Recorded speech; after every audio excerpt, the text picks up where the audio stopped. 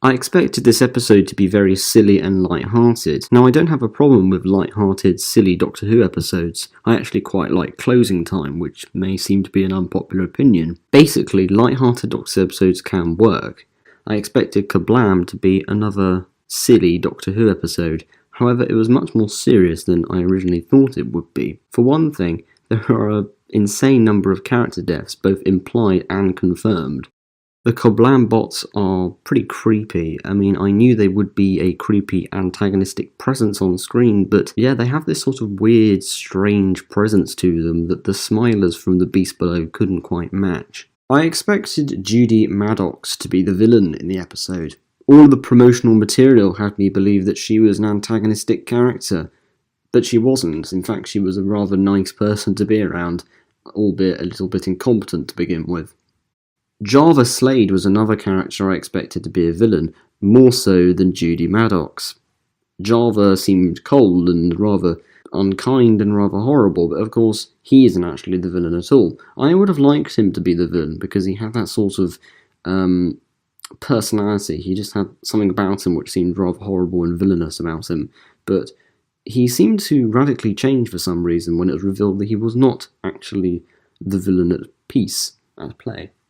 No, the real villain was in fact Charlie Duffy, a reasonably likeable cleaner who, while I was initially annoyed and a bit cheesed off that he was the villain controlling the whole conspiracy, but now that I actually think about it, I actually quite like it. It was actually quite surprising at the time to find that he was actually the bad guy, and he gets killed off. There are quite a lot of deaths in this episode, and it added dramatic weight to the episode.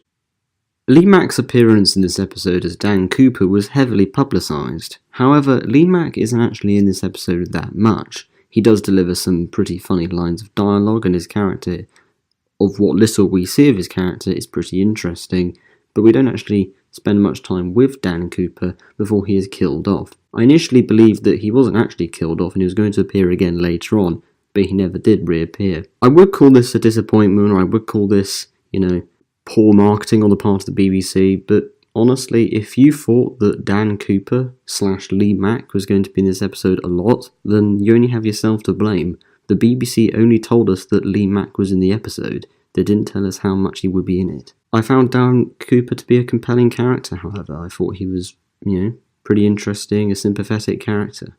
The plot resolution was pretty good. I thought that the twist that the Kerblam computer system sent the help message to the Doctor was pretty cool. I liked that twist. I didn't see it coming, so therefore it was a pretty good twist. Overall, I thought that Kerblam was a pretty good episode. And I don't know why, but I think this will probably annoy a few people, but I preferred this to Demons of the Punjab. In fact, I think Kerblam is one of the strongest episodes we have had this series. Next week is a story in 17th century Lancashire featuring King James I. So hopefully it'll be another good historical episode. If you liked this video and you are interested in what else I do, why not check out my other videos that I've made so far? And if you're really interested, why not click subscribe and hit the bell so you never miss a video.